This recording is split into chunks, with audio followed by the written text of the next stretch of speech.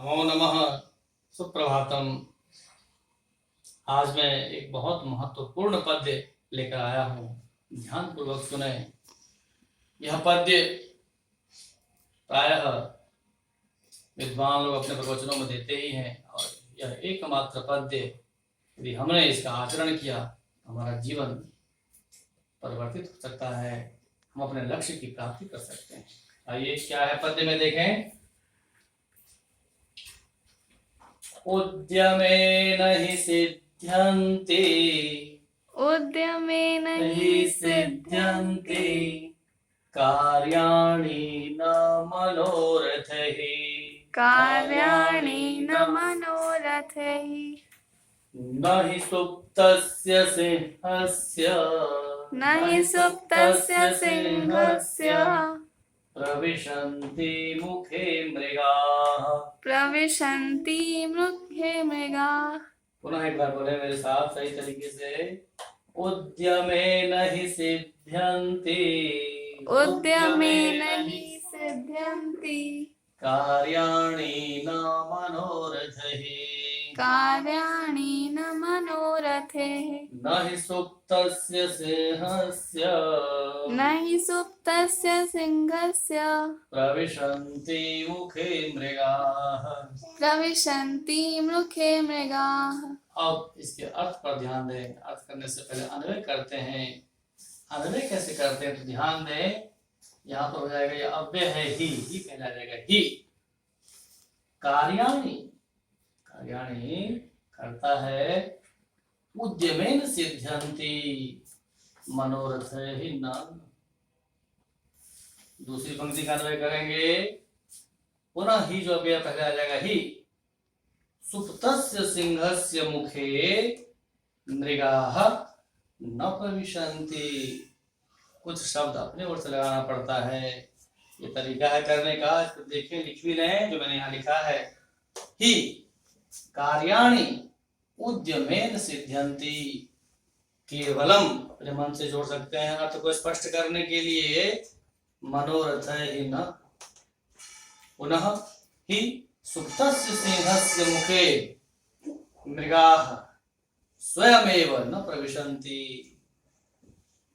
जैसे कहा ही निश्चित रूप से, निस्संदेह जो कार्याणि हैं, जितने भी प्रकार के कार्य हैं, वो कार्य उद्यमेन सिद्ध्यन्ति, परिश्रम करने के उपरांत ही सिद्धि होती है। परिश्रम करने के बाद ही फल मिलता है। मनोरथ ही न। केवल मन में हम कामना करते रहें कि हम IIT निकाल लेंगे, हम मेडिकल निकाल लेंगे, हम CA बन जाएंगे, हम IAS बन जाएंगे। खाली सोचते रहें कि इतने बजे उठेंगे, इतने बजे पढ़ेंगे, इतने लिखेंगे, करेंगे कुछ नहीं, तो फल की प्राप्ति होगी नहीं, सफलता मिलेगी नहीं। तो उद्यमेन ही सिद्ध्यन्ति, परिश्रम करने के बाद ही। संसार में किसी भी प्रकार का कोई व्यक्ति हो, चाहे वो मजदूर हो, चाहे विद्वान हो, चाहे सैनिक हो, चाहे किसान हो, सबको अपने कार्य में सफलता परिश्रम करने के उपरांत ही मिलती है। नीचे वाले पंक्ति में कहा, उदाहरण देते हुए ही, क्योंकि, यहाँ ही काट जाएगा क्योंकि या तो ही। सुप्तस्य सिंहस्य, शेर को पशुओं में सबसे बलवान पशु माना जाता है। वैसे उसे भी बलवान हाथी है, परंतु शेर हाथी को मार देता है। तो शेर जैसा बलवान पशु भी उसके सुप्तस्य सिंहस्य, सोए हुए सिंह के मुंह में भी, सोए हुए सिंह के मुंह में, मुखे माने मुख में, मृगा, हिरण या अन्य पशु, मृग का अर्थ केवल हिरण ही नहीं, दूसरे पशु भी हो जाते हैं। तो सोए हुए सिंह के मुंह में, शेर के मुंह में हिरण आदि पशु न प्रविशन्ति, अपने आप ही प्रवेश नहीं कर जाते हैं कि हम आए हैं, मुझे खा लीजिए, मुझे खा लीजिए। होता है ऐसे? नहीं। तो शेर जैसे बलवान जीव को भी भोजन प्राप्ति के लिए भी परिश्रम करना पड़ता है। तो बिना परिश्रम का कुछ भी नहीं होता। इसलिए जब भी हमें अपने कार्य में सफलता चाहिए तो हमें परिश्रम करना होगा, हमें पुरुषार्थी बनना चाहिए, परिश्रमी बनना चाहिए। केवल मन में ही खूब शेख चिल्ली की तरह ये नहीं सोचना चाहिए कि हम ये बन जाएंगे, हम वो कर लेंगे, हम वो कर लेंगे। तो हमें जो करना है उसको करना पड़ेगा, केवल सोचने से काम नहीं चलेगा। बार बार हम देखते हैं कि दिनचर्या बना लेते हैं, उठने से लेकर सोने तक उसका पालन नहीं करते हैं, तो सफलता मिलेगी? नहीं मिलेगी। तो मान लीजिए भाग्य से आपको भोजन की थाली आपके पास आ गया है, और थाली आने के बाद भी यदि हम हाथ से परिश्रम करके मुंह में नहीं डालेंगे तो भोजन अपने आप मुंह पहुंचेगा? नहीं।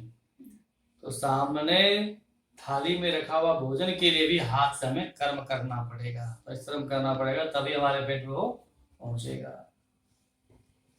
तो कहा निश्चित रूप से परिश्रम करने के कार्यान्य जो कार्य है वो उद्यम करने के कारण ही, परिश्रम के द्वारा ही उसकी सिद्धि होती है। कार्य करने से ही हमें लक्ष्य की प्राप्ति होती है। उदाहरण में दिया कि शेर जैसे बलवान पशु भी, उसके मुंह में शिकार अपने आप नहीं पहुंचता, उसको भोजन की प्राप्ति के लिए परिश्रम करना पड़ता है, शिकार करना पड़ता है, तभी भोजन मिलता है। इसको लिख लें और आगे प्रश्न निर्माण किस प्रकार से इसमें होगा, कैसे उत्तर देंगे, इसको भी ध्यान पूर्वक सुने।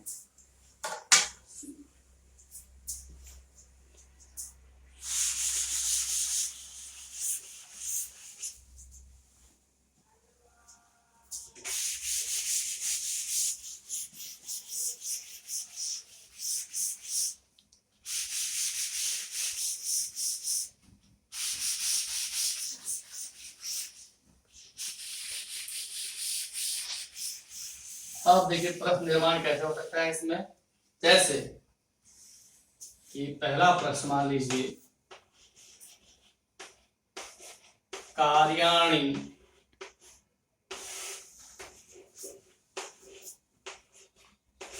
केन सिद्ध्यन्ति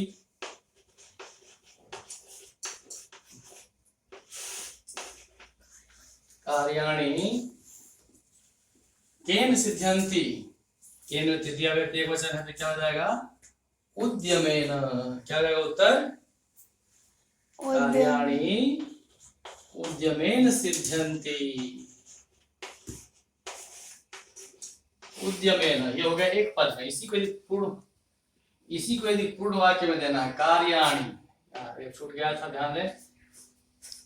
इसी को यदि पूर्ण वाक्य में उत्तर लिखना हो तो कैसे लिखेंगे? कार्याणि केन सिद्ध्यन्ति, तो कार्याणि उद्यमेन सिद्ध्यन्ति। पूर्ण वाक्य में केवल इतना ही अंतर है कि पूर्ण वाक्य में उत्तर में तो अधिकांश अंश प्रश्न का ही हो जाता है, इस केन के स्थान पर यदि उद्यमेन लगा देंगे तो ये हो गया पूर्ण वाक्य में कार्याणि उद्यमेन सिद्ध्यन्ति। और एक पद में कहा तो केवल खाली यहाँ उद्यमेन लिख दिए तो ये हो गया एक पद में। तो पूर्ण वाक्य में उत्तर देने का तरीका और एक पद उत्तर देने का तरीका केवल इतना ही अंतर है, इसको ध्यान पूर्वक देखें। अगला प्रश्न दूसरा मान लीजिए, मृगाः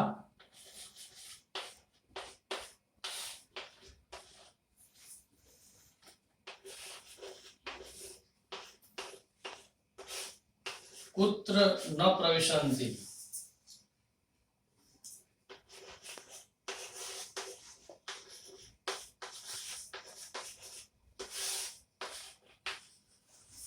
मृगाः कुत्र न प्रविशन्ति, मृग हिरण आदि पशु कहाँ प्रवेश नहीं करते?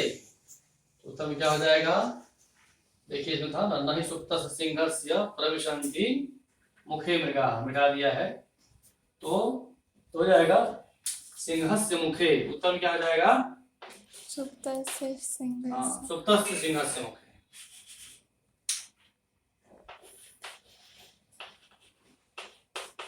सुप्तस्य सिंहस्य मुखे। अब इसी को पूर्ण वाक्य में लिखना होगा, मृगाः कुत्र न प्रविशन्ति, तो लिखना होगा मृगाः सुप्तस्य सिंहस्य मुखे न प्रविशन्ति। ये हो गया पूर्ण वाक्य में।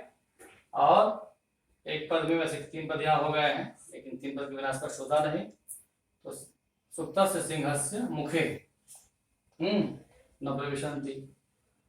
अच्छा, उसके बाद और अगला प्रश्न,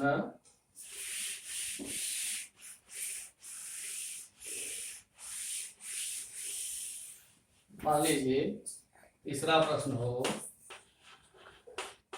कार्याणि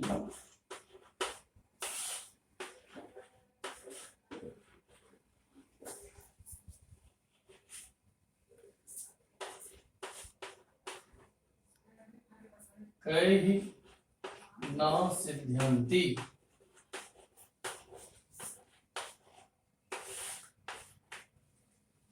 कार्य इसके द्वारा सिद्ध नहीं होता, कार्य की सफलता किसके द्वारा नहीं होती, तो क्या जाएगा, उत्तर क्या हो जाएगा, मनोरथ। क्या हो जाएगा, मनोरथ। मनोरथ।